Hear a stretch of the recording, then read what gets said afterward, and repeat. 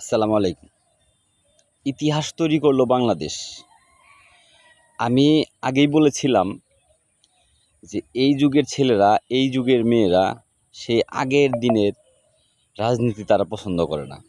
শুধু রাজনীতি নয়, সেই ৯০ দশকের কথাবার্তা, ধরন, কালচার এগুলা এই যুগের ছেলেমেয়েরা পছন্দ করে না।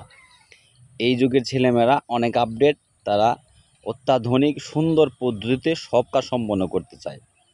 ঠিক তেমনি রাজনৈতিক ধারাও একই রকম। ইতিহাস তৈরি করলো বাংলাদেশ। ডাকসু ভিপি নির্বাচনে ডাকসুর পুরো প্যানেলে আমরা দেখেছি কিভাবে ইসলামী ছাত্র সংগঠন পাশ করে নিল।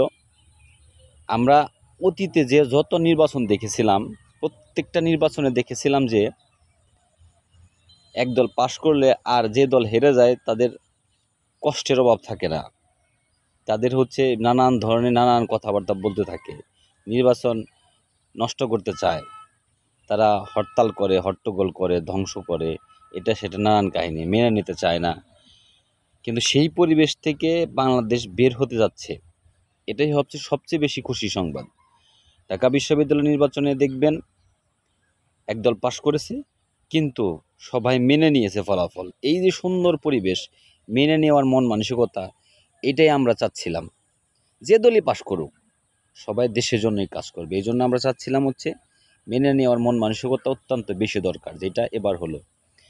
আমি বলেছিলাম আবিদুর রহমান আবিদ অত্যন্ত ভালো ছেলে, তার প্রমাণও সে রেখেছে। আজ তার ফেসবুক পেজে, প্রোফাইলে যে ধরনের কথাবার্তা তিনি বলেছেন অত্যন্ত সুন্দর এবং মনোমুগ্ধকর, মনটা ছুঁয়ে গেল। আসলে মেধাবী এবং ভালো ছেলেদের কথা এরকমই হয়।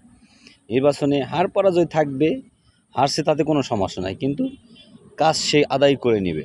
কত সুন্দর মন মানসিকতা। আসলে আধুনিক ছেলেরা, আধুনিক রাজনৈতিক চর্চা এরকমই হওয়া দরকার। কে পাশ করলো, কে ফেল করলো সেটা পরের ব্যাপার, কিন্তু দেশের উন্নয়নের জন্য যে কাজগুলো করতে হবে সেগুলো করে নিতে হবে। আবিদুর রহমান আবিদ একজন মেধাবী ছাত্র এবং ভালো ছেলে, তার প্রমাণ সে করেছে। তার ফেসবুক পোস্ট দেখলে বোঝা যায় সে কতটুকু নম্র এবং ভদ্র, সে দেশের জন্য কতটুকু কাজ করতে চায়।